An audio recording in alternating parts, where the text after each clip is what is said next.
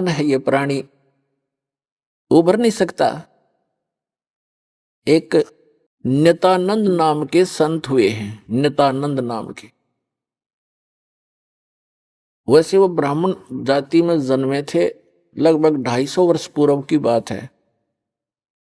उनका घर का नाम था श्री नंदलाल, नंदलाल नाम था उनका। उनकी माता पिता बचपन से ही मर गए थे, मृत्यु को प्राप्त हो गए थे। उनका पालन पोषण नाना नानी के घर हुआ था। उनके नाना जी जो थे, नंदलाल जी के नाना जी, नारनौल के नवाब के यहाँ एक ऊंच पोस्ट प्राप्त थे। और जब ये नंदलाल जी युवा हुए, ब्राह्मण कुल में थे ये, तो इनको भी वहां एक तहसीलदार की पोस्ट पर नियुक्त करवा दिया। नंदलाल जी तहसीलदार थे, घोड़ा इनको प्राप्त था, बन ठन कर चलते थे। उसमें जो तहसीलदार की वैल्यू जनता में होती थी, इज्जत होती थी, आज के तो मेरे ख्याल में मंत्री की बिना होगी। नंदलाल जी का विवाह हो गया था, संतान प्राप्ति अभी हुई नहीं थी। अब कहते हैं ना जाने कब भाग्य उदय हो जाता है प्राणी का। एक दिन नंदलाल जी अपने महल के, अपने मकान के छत पर, गर्मियों के समय में छत पर टहल रहा था। रात्रि में नींद आई नहीं, और उसने क्या देखा कि कहीं थोड़ी सी दूरी पर रात्रि के समय किसी के घर पे कोई संत आए हुए हैं और परमात्मा की कथा सुना रहे हैं, सत्संग कर रहे हैं। अपन आत्माओं पिछले जब से होते हैं पूर्ण हंस मुराद, ये पिछले संस्कार होते हैं जो आदमी परमात्मा की तरफ आत्मा आकर्षित होती है। उसने सारी रात सत्संग सुना, नींद और खत्म होगी। कुछ तो परमात्मा की दया उस पर हुई कि वैसे नेचुरल नहीं आई नींद, और वो ज्ञान सुना, वो सत्संग सुना कि मनुष्य जीवन किस लिए प्राप्त होता है, इसको हम कैसे व्यर्थ कर रहे हैं। चाहे प्रधानमंत्री बन जा, यदि भक्ति नहीं है तो व्यर्थ है ये जीवन इसका। अगम निगम को खोज ले बुद्धि विवेक विचार, उदय अस्त का राज मिले तो बिन नाम बेगार। सत्संग के अंदर ये ज्ञान कराया जाता है कि जैसे कोई भी राजा बना है तो अपने पुण्य कर्मों से बना है, और भक्ति नहीं करता वो प्राणी अपने पुण्यों को, जो पूर्व जन्म के संग्रहित पुण्य हैं, उसके भाग्य में डिपॉजिट करके भेज रखा भगवान ने। उनको नाश ही कर रहा है, उनको खर्च रहा है। वो अब भविष्य की कमाई नहीं कर रहा है, भविष्य के लिए कुछ आगे का डिपॉजिट नहीं कर पा रहा है, केवल खर्च खर्च ही कर रहा है। परमात्मा क्या बताते हैं, अगम निगम को खोज ले बुद्धि विवेक विचार, उदय अस्त का राज मिले तो बिन नाम बेगार। पुराने समय की बात है, अब बातें याद आती है वो पिछली कथाएं। एक 3 व्हीलर वाला था, बड़ा 3 व्हीलर जो पहले पेट्रोल के चले थे। उस 3 व्हीलर हमारे गांव से, और लाखन माजरा एक गांव है, वहां तक 3 व्हीलर चला करते थे 2। उनमें से एक नहीं आया। एक दिन दूसरे ने पूछा कि कल क्या कारण हुआ, पहुंचे नहीं। तो उस 3 व्हीलर वाले ने बताया कि कल मैं बेगार में फंस गया था। बेगार क्या होती थी कि पहले पुलिस वालों के पास ये मोटर गाड़ियां नहीं होती थी। वो किसी भी जीप वाले को या किसी टेम्पू वाले को, उस 3 व्हीलर वाले को या 4 व्हीलर वाले को सुबह कैच कर लेते थे, सामने खड़ा कर लेते थे थाने का आगे। कहीं रेड मारनी हो, किसी प्रकार की कोई भी उन्होंने कहीं जाना होता था क्षेत्र में, तो वो उन्होंने पकड़ लिया पुलिस वालों ने, और सारा दिन उसको टिकने नहीं दिया। को 20 गांवों के अंदर उन्हें पहुंचे, इधर उधर गए। और तेल भी उस 3 व्हीलर वाले ने अपने पल्ले से डलवाया, अपनी जेब से। तेल भी उसने अपनी जेब से डलवाया, और सारा दिन मनमाने 200 से 300 किलोमीटर का क्षेत्र तय कर दिया। आम आदमी तेनो दिखे जानो बड़ा स्पीड से चल रहा, बड़ी कमाई कर रहा होगा, कर रहा था अपने अपने ही पल्ले से खर्च कर रहा था, तेल का भी कमाई तो थी नहीं उस दिन, तो उसको बिगाड़ बताते हैं। तो थ्री व्हीलर वाले ने बताया कि मैं ऐसे ऐसे कल पुलिस का फंस गया था बिगाड़ में, और 200 रुपये का पेट्रोल अपनी जेब से फूक का आया, कल कुछ चवन्नी मिली नहीं। उस समय के 200 रुपये आज के 20,000 रुपये, इतना वो खर्च हुआ उसका। तो पुण्यात्माओं, जो आज कोई भी उच्च पोस्ट प्राप्त है, कोई डॉक्टर है, इंजीनियर है, चीफ इंजीनियर है, आईपीएस है, आईएएस है, जज लगे हैं, मंत्री हैं, मुख्यमंत्री हैं, प्रधानमंत्री हैं, या एमएलए एमपी बने हैं, या अन्य कोई अच्छे व्यवसायिक व्यक्ति हैं, धनी हैं, तो वो क्या करते हैं, जैसे परमात्मा उनके लिए बताता है कि अगम निगम को खोज ले, भविष्य के बारे में कुछ सोच और बुद्धि विवेक विचार, उदय अस्त का राज मिले तो वे नाम बिगाड़े, पूरी पृथ्वी का यदि राजा हो, और तो छोड़ो सारे छोटे मोटे शासकों को, कहते हैं पूरी पृथ्वी का राजा हो और उसके पास ये सत्य भक्ति ना हो, अब उसकी चहल पहल न देखे, तो आदमी ने सोचा इस जैसा सुखी नहीं रही तो बड़ा ठाठ कर रहा है, और ठाठ तो कर रहा है लेकिन अपने जीवन को 12 बाट कर रहा है। पिछले जन्म के पुण्यों को अपने ही पल्ले से खर्च कर रहा हो राजा और चक्रवर्ती राजा बनकर, और भविष्य की कमाई उसकी बन नहीं रही, क्योंकि वो बेगार कर रहा है। बेगार तो बेगार वाले की इनकम नहीं होती पर स्पीड पूरी होती है। राजा का पूछकर एक छोटी सी स्टेट के चीफ मिनिस्टर का शेड्यूल पूछ लो जिनका कितना का होता है। 6 तो मीटिंग अटेंड करेगा, फिर कोई एमएलए भागने को हो रहा है उसकी चिंता में टेंशन में फोन पर फोन करेगा, और फिर इसी व्यवस्था में अपना सारा पुण्य पूर्व जन्म के पुण्यों को नाश करके और हाथ झाड़ कर चला जाता है। परमात्मा बताते हैं कि क्या मांगू कुछ थिर ना रहाई, और देखत नैन चला जग जाई, 1 लख पूत 1.25 लाख नाती, उस रावण के दीवान बाती। और कहते हैं कह कबीर अंत की बारी, जैसे हाथ झाड़ कर चला जुआरी। पूरी पृथ्वी का यदि राजा हो, और तो छोड़ो सारे छोटे मोटे शासकों को, कहते हैं पूरी पृथ्वी का राजा हो और उसके पास ये सत्य भक्ति ना हो, अब उसकी चहल पहल न देखे, तो आदमी ने सोचा इस जैसा सुखी नहीं रही तो बड़ा ठाठ कर रहा है, और ठाठ तो कर रहा है लेकिन अपने जीवन को 12 बाट कर रहा है। पिछले जन्म के पुण्यों को अपने ही पल्ले से खर्च कर रहा हो राजा और चक्रवर्ती राजा बनकर, और भविष्य की कमाई उसकी बन नहीं रही, क्योंकि वो बेगार कर रहा है। बेगार तो बेगार वाले की इनकम नहीं होती पर स्पीड पूरी होती है। राजा का पूछकर एक छोटी सी स्टेट के चीफ मिनिस्टर का शेड्यूल पूछ लो जिनका कितना का होता है। 6 तो मीटिंग अटेंड करेगा, फिर कोई एमएलए भागने को हो रहा है उसकी चिंता में टेंशन में फोन पर फोन करेगा, और फिर इसी व्यवस्था में अपना सारा पुण्य पूर्व जन्म के पुण्यों को नाश करके और हाथ झाड़ कर चला जाता है। परमात्मा बताते हैं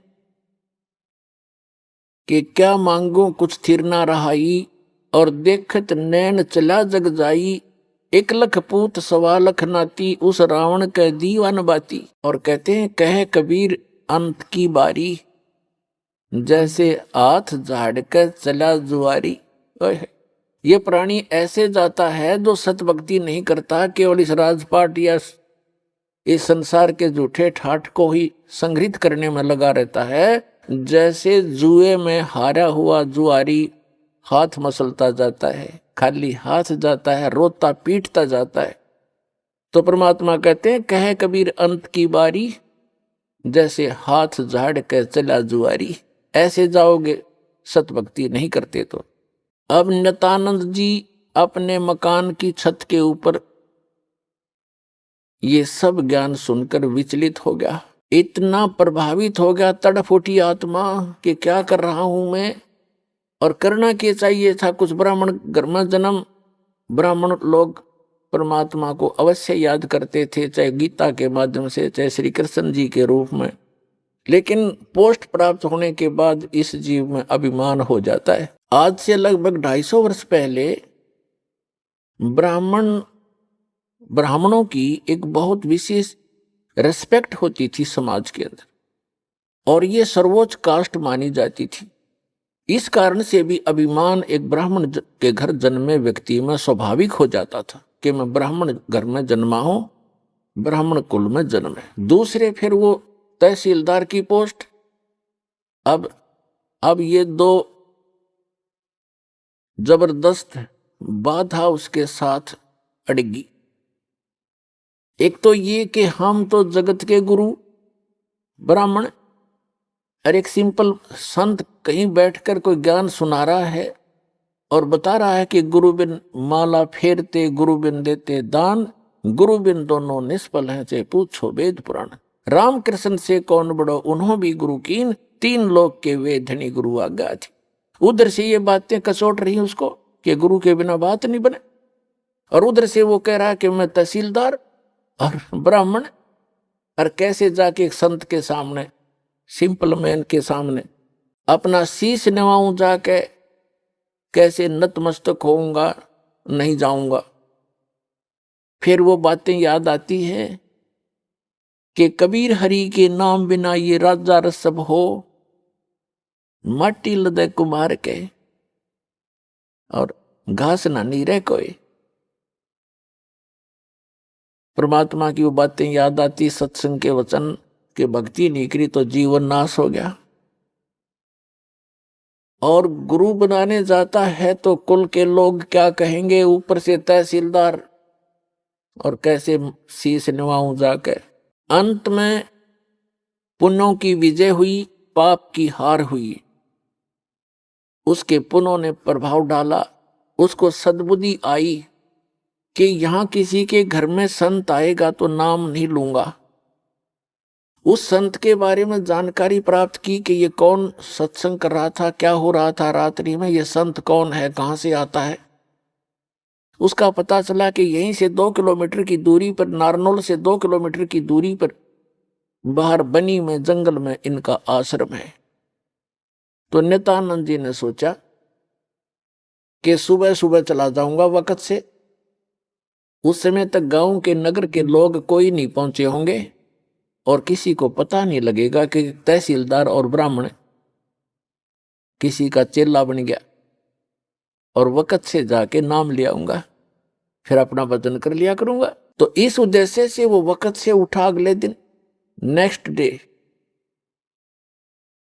और घोड़े पर सवार हुआ, मुंह अंधेरे वक्त से पहुंच गया, जा रहा था आश्रम की ओर तरफ।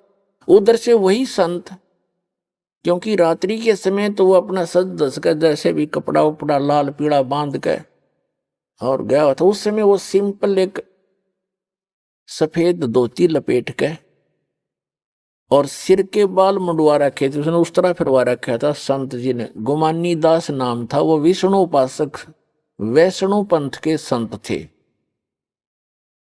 और उस समय ये सोन को सोन गणे मान्या करते ब्राह्मण लोग खास कर। अब वो ये सोचकर चला था कि आज मैं अपने मेरा जीवन सफल करने जा रहा हूं, जैसा कि उसने सत्संग में सारे पहलुओं पर ज्ञान सुना था।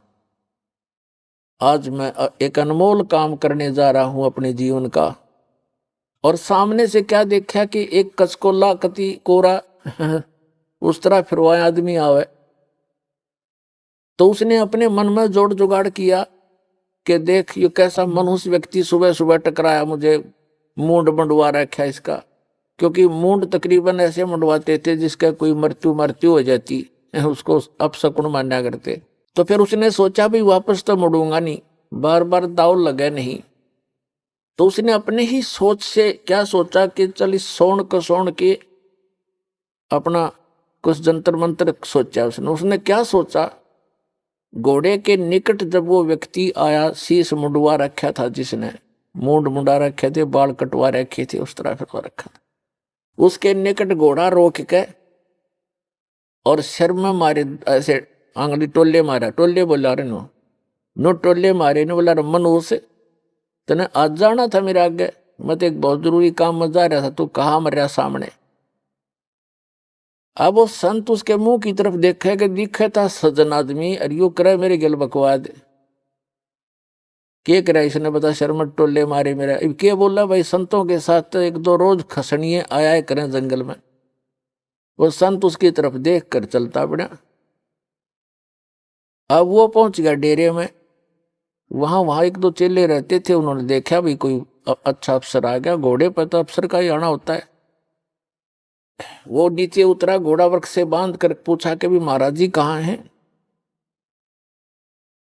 संतों उन भक्तों ने कहा जी आ जाओ बैठो, वहां बिछा दिया जैसा भी बिछोना होता है आश्रम के अंदर। अभी आने वाले हैं, घूमने फिरने, स्नान करके घूम फिर के आएंगे। अच्छा, वो बैठ गया।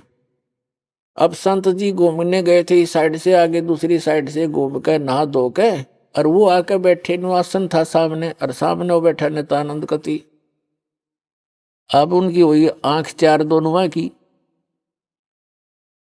संत ने देखा ये तो घोड़े वाला वो ही है भाई जो मेरा टोले मार के गया था सिर में। अब नित्यानंद जी ने देखा ये तो महात्मा था वही जिसको मैंने रास्ते में छेड़ दिया था। अब नित्यानंद जी की शर्मिंदा हो गया, नीचे न गर्दन होगी, ऊपर न नाड़ करी नहीं, क्योंकि पुण्यात्मा थे।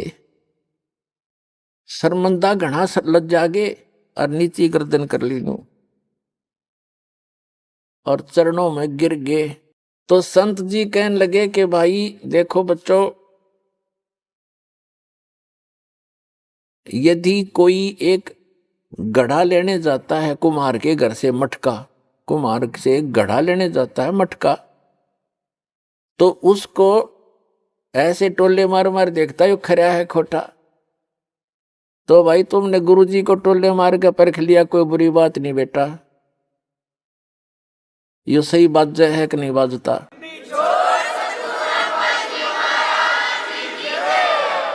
इतना सुन के और चरणों में बुरी तरह गिर गया, क्योंकि उसकी मरोड़ निकालनी थी, उसका ऐम खत्म करना था परमात्मा ने। और करबद्ध होकर कहने लगा, हे मालिक मैं बहुत नीच आत्मा हूं, और आप सचमुच संत हो, मैंने आपके साथ इतना अभद्र व्यवहार किया, आपने फिर भी मुझे सीने से लगा लिया। अब नित्यानंद जी के और हृदय में यह बात गहरी उतरेगी कि भी सचमुच संत है, नहीं तो धमका देता, भगा देता, और नाम भी देता तो हृदय से ना देता तो मेरे आना भी विफल होता। तो संत ने कोई दुख नहीं माना, कोई बात नहीं बेटा, आपका उद्देश्य गलत नहीं था, मैं समझ गया था। जब तुझे यहां देखा तो मुझे आइडिया लगा लिया ये आदमी नेक है। ये कह ये रहा था कि मैं जा रहा हूं शुभ काम के लिए, तू आगे काम मर गया, तो उससे भी उसने आइडिया लगा लिया कि आदमी खास है और प्यासा है भगवान का। तो नित्यानंद जी ने दीक्षा ले ली, और दीक्षा लेकर के फिर उसकी पत्नी ने विरोध शुरू कर दिया। इतना विरोध कर दिया कि उसको ये डर हो जाता है इन बहनों को अज्ञान के कारण कि कहीं ये घर ना छोड़ दे।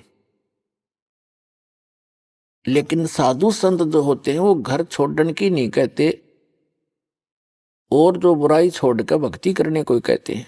लेकिन उसको जैसे भी आसपास की औरतों ने भी पट्टी पढ़ा दी, ये तो बाबा बनेगा, ये तो घर छोड़ देगा, इतनी भक्ति करता है, रोज आश्रम में जाने लग गया। तो उसने उसके गुरुजी को भी अभद्र व्यवहार कर दिया उसकी पत्नी ने।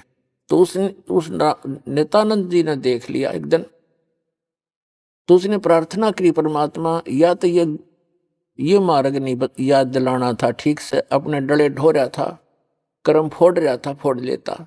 और हे परमात्मा भी अब बाधा बन के खड़ी होगी, या तो इसने सद्बुद्धि दो, ना इसकी माटी सुंगवा लो परमात्मा। या तो इसको सद्बुद्धि दो कि ये भी मेरा साथ दे, भक्ति करे, अपना कल्याण करवा ले, और नहीं तो दाता इसने वापस ले लो, तेरी आत्मा ने, मुझे जरूरत नहीं संसार की। कुछ दिनों के बाद क्या हुआ, 5-6 महीने के अंदर उसकी पत्नी बीमार हुई, मृत्यु को प्राप्त होगी, उसने घर त्याग दिया।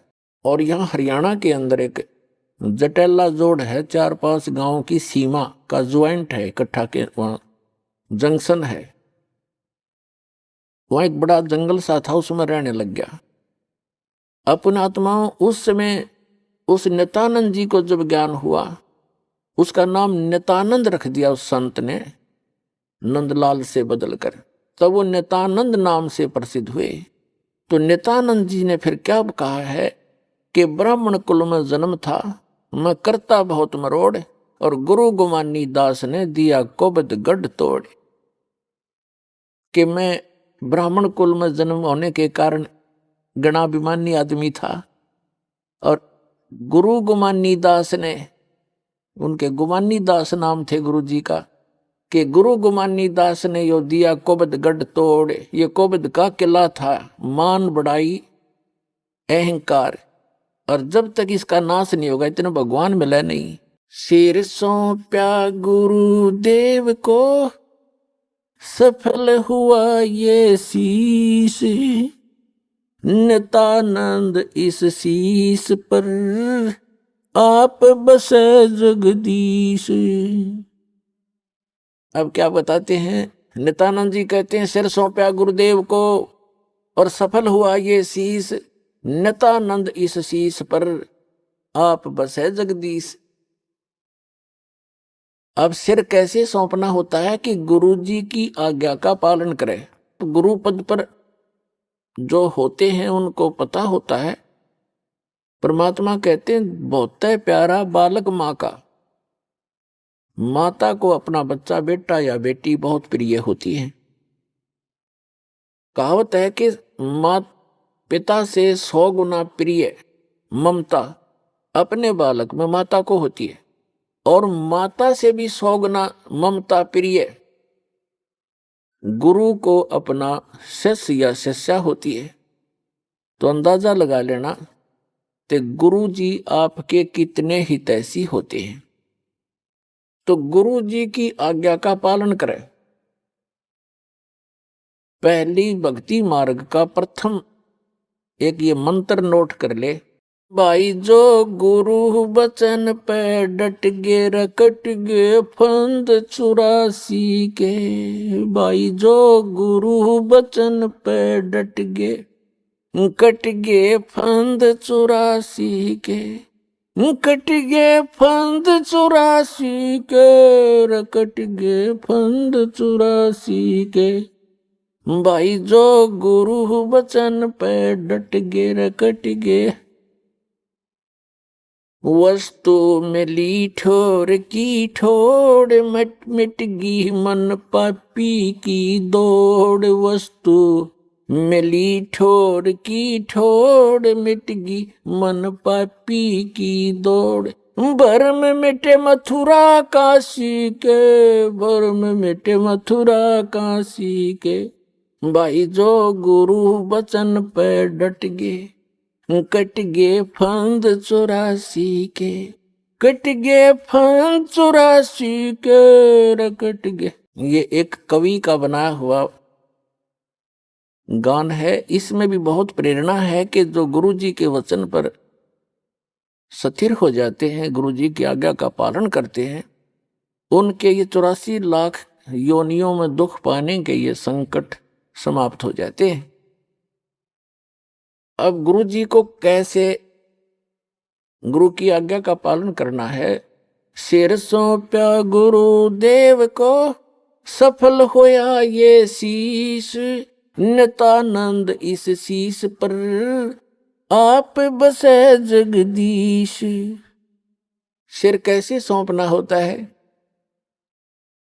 सिर काटना नहीं, गुरु जी के आज्ञा का पालन करना ही सिर सौंपना होता। एक गुरुजी थे, उनके 4-5 शिष्य थे, आश्रम में रहते थे। रोज ही प्रतिदिन शिक्षा यही दी जाती है। प्रत्येक गुरु जो होते हैं ये 5-4 फार्मूले पक्के सिखाता है गुरु को, चेलों को, और ये ही कारगर होते हैं। अब जैसे कोई भी भांग बोता है खेत में, तो वो भी खेत को संवारने के तरीके सारे बता देगा, लेकिन बीज गलत है तो वो सारे तरीके गलत हो गए। बोना था गेहूं, बीजना था गेहूं, बो दिए भांग। ये तो बाद में बताऊंगा, लेकिन जो प्रसंग चल रहा है उसी को आगे बढ़ाते हैं। एक गुरुजी थे और वो अपने शिष्यों को शिक्षा देते ही रहते हैं, जैसे प्रतिदिन सत्संग के माध्यम से या वैसे भी टिप्पणी करते हैं, बैठते हैं जब बच्चे, अच्छी शिक्षा देते हैं। एक दिन गुरुजी ने कहा कि देखो भाई, जो गुरुजी की आज्ञा पालन नहीं करते बच्चों, वो कभी सफल नहीं होते, उनको घोर पाप लगता है, उनकी भक्ति नाश हो जाती है। सब शिष्य बैठे हैं, गुरुजी आसन पर बैठे हैं, वो वहां बैठे बैठे सुन रहे हैं, जी गुरुजी बिल्कुल सही है।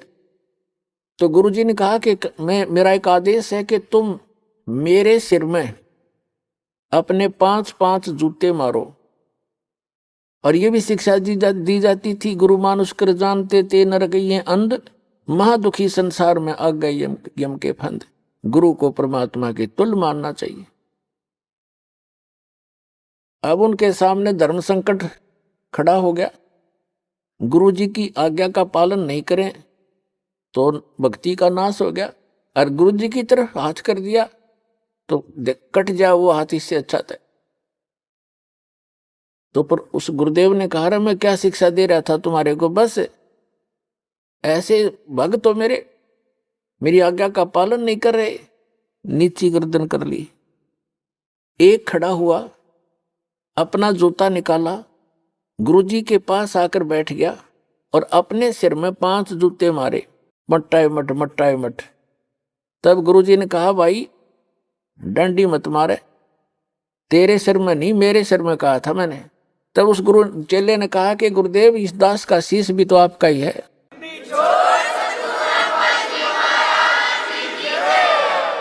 क्या इसको आप दूसरा मानते हैं?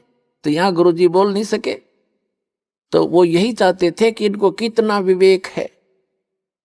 तो पुण्यात्माओं, इस भक्ति मार्ग के अंदर गुरुजी का मुख्य अभिनय होता है, और शिष्य का भी उसके साथ साथ पैरेलल इतना ही सूरवीरता से उसमें चलना होता है, तभी सफलता मिलती है।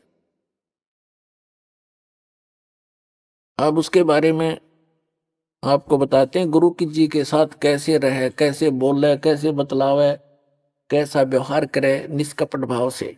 दंडवतम गोविंद गुरु बंधु अविजन सोए, पहले वे प्रणाम तिन नमो जो आगे होए।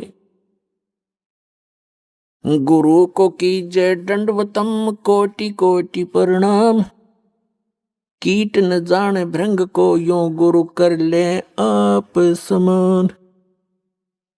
गुरु गोविंद कर जानियो रहियो शब्द समाए, मिले तो दंडवत बंद की नहीं पल पल ध्यान लगावे। गुरु मानुष कर जानते ते नर कहिए अंध, महादुखी संसार में फिर आगे काल के फंद। कबीरा ते नर अंध हैं गुरु को कहते और, हरि के रूठे ठोर है भाई गुरु रूठे नहीं ठोर। गुरु गोविंद दोनों खड़े काके लागू पाए, बलिहारी गुरु अपना जिन गोविंद दियो मिलाए। अपने आत्माओं कितना महत्व है सच्चे सतगुरु का, कि जैसे उदाहरण आपको बहुत बार दिया है, जिस व्यक्ति के ऊपर आपदाएं आती हैं वो स्वयं स्वीकार करता है और कहता है कि मेरा राम रूठ गया, मेरा भगवान रुष्ट हो गया, आज मेरे ऊपर दुख पर दुख आ रहे हैं। और जिसके घर सुख होता है उसको अन्य आम व्यक्ति ही कहते हैं इसका राम राज्य है भाई, इसका भगवान प्रसन्न है इसके ऊपर। तो पुण्यात्माओं, पुण्यों से सुख होता है, पाप कर्मों से दुख होता है। जिनके पुण्य रूपी राम समाप्त हो, पुण्य समाप्त हो गए तो उनका राम रूठ गया, उनका भगवान रुष्ट हो गया, उन पर दुख प्रारंभ होंगे। तो जैसे आप खेत में कहीं मजदूरी करने जा रहे हो या कहीं पर भी आप एकांत स्थान पर कोई मटका पानी का भर के ले गए और सारा दिन पीते रहे, जब तक पानी चला तो नो